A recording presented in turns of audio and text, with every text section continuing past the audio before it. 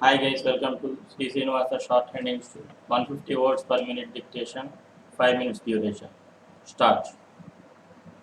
Speaking on the budget in the State Legislative Assembly, an honorable member said, Mr. Speaker, sir, in the first place, I would like to say a few words on the taxation proposals of the government. It is said that the government proposed to levy a surcharge on passengers traveling by buses. I suggest that it should be modified. First of all, there should be no big taxation on passenger. It will be an indirect taxation on the passengers if we require the owners to pay taxes because they will pass on the tax to the passengers. I would like to point out that the passengers are already paying heavy rates, particularly in the areas where there is no rail communication. In these circumstances, I would like to suggest that the proposal may be modified in such a way that further burden on the passengers may be avoided. Then the government want to levy a surcharge on land revenue. They want to levy it on a Rayat paying a land revenue of over rupees 50. I request that the limit may be raised to rupees 200. As regards the dry areas, we should not think that there will be regular income from the dry lands. When raising the exemption limit, the government must take into consideration the position of the riots in the dry areas. In this connection, I would suggest that the government may also consider the question of levying taxes on producers of commercial crops, particularly tobacco. On this occasion, I want to point out that the minor irrigation schemes have to be attended to immediately as it will help increase food production. Then I am glad that the government have given certain concessions to teachers in aided schools. It is really a good gesture on the part of the government. At the same time, I suggest that these concessions may be extended also to the other employees of the institutions. In this connection, it is necessary to point out that some of these employees get less pay than the teachers themselves.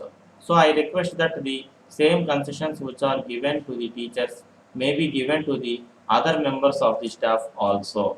Next, I would like to say that in the present budget there is an expenditure of rupees 64 crores, but only a very small sum has been set apart for the handloom industry. Of course, I am thankful to the finance minister for devoting nearly one page of his budget speech to the handloom industry. We are from time to time assured by the governments, both central and state, that they would safeguard the interests of the cottage industries which are providing employment to a large section of people.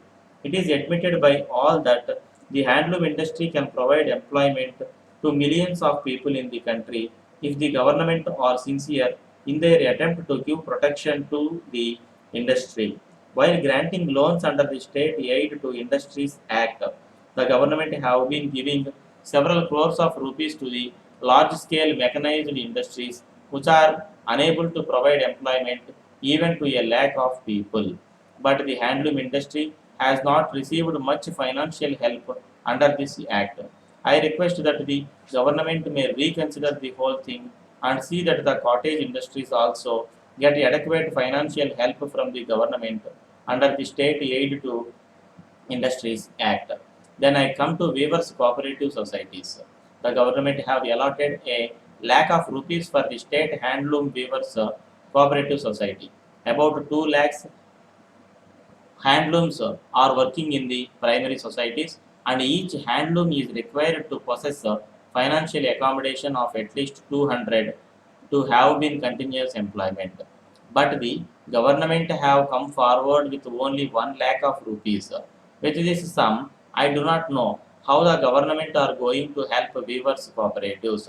The government should therefore consider the question of bringing into existence Cottage Industries Corporation, which will be of immense help to the cottage industries in the matter of providing adequate finance. The government are granting rupees 3,000 to the agricultural cooperative credit societies for the contribution of godowns. I suggest that this help may be extended also to the primary weavers cooperative societies which are required to store handloom cloth and yarn. In order to help handloom weavers, I would like to suggest that the supervision fee now levied on handloom weavers cooperative societies may be removed. Thank you, sir.